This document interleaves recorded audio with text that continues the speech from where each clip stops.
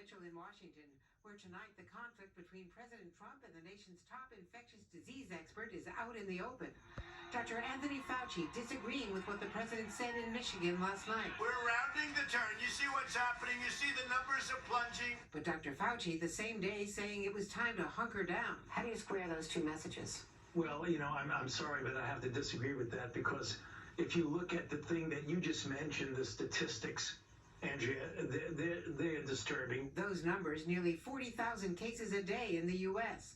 and 1,000 deaths. When people will be spending more time indoors, and that's not good for a respiratory-borne virus, you don't want to start off already with a baseline that's so high. Another disagreement, those large campaign rallies, even outdoors, without social distancing or masks. Just because you're outdoors does not mean that you're protected, particularly if you're in a crowd and you're not wearing masks. And as for what the president told Bob Woodward about the pandemic, I wanted to always play it down. I still like playing it down. Those are his words in his own voice. Certainly there were disagreements.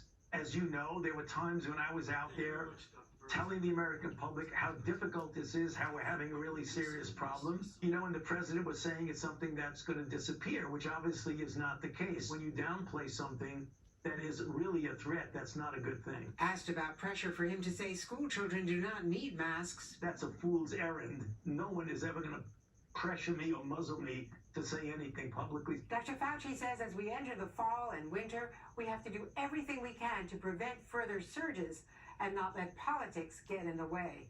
Lester?